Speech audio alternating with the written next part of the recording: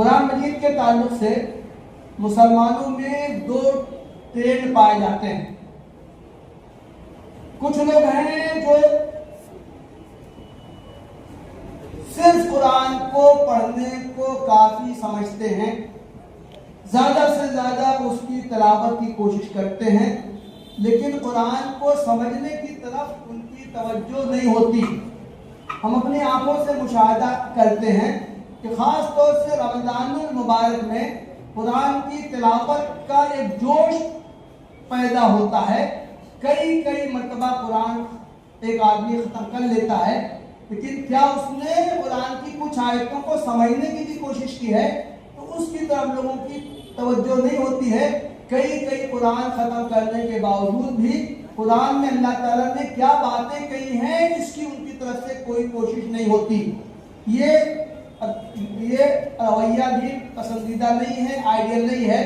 حضرت عبداللہ ابن عباس جو فکر الامہ ہیں، اللہ کے رسول صلی اللہ علیہ وسلم نے ان کے لیے صرف قرآن کی دعا کی تھی، وہ یہ فرماتے ہیں کہ میں قرآن کا کم حصہ میں تلاوت کروں، میں پڑھوں، اس کو سمجھ کر میں پڑھوں، میں اس کو بہتر سمجھتا ہوں کہ میں زیادہ تر حصہ قرآن کا میں پڑھ لوں اور اس کو بغیر سمجھے مجھے میں پڑھوں۔ دوسرا ٹرینڈ میں مسلمانوں میں یہ بھی پایا جاتا ہے، کچھ لوگ ہیں جو صرف قرآن کو سمجھنے کی زیادہ سے زیادہ کوشش کرتے ہیں، لیکن وہ قرآن کی تلاوت، صحیح تلاوت پر توجہ نہیں دیتے۔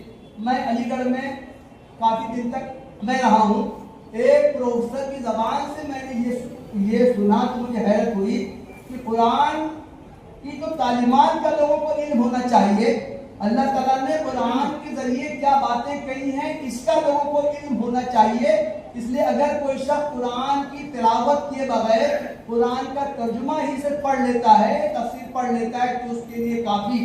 میں جس مجلس میں تھا اس مجلس میں کئی لوگوں نے ان کی اس بات پر ان کو ٹوکا کہ آپ کی یہ بات صحیح نہیں۔ تو صحیح بات یہ ہے کہ قرآن کی تلاوت کی بھی کوشش کی جانی چاہیے اور قرآن کو سمجھنے کی بھی کوشش کی جانی چاہیے۔ متعدد احادیث میں قرآن کی صحیح تلاوت پر بہت زور دیا گیا ہے۔ حدیث میں ہے لیس منا من لم یتغن بالقرآن، وہ ہم میں سے نہیں ہے جو قرآن کو غنا کے ساتھ نہ پڑھے۔ اللہ کے رسول کے ارشاد میں کتنی تاکید ہے، آپ نے فرمایا وہ ہم میں سے نہیں ہے۔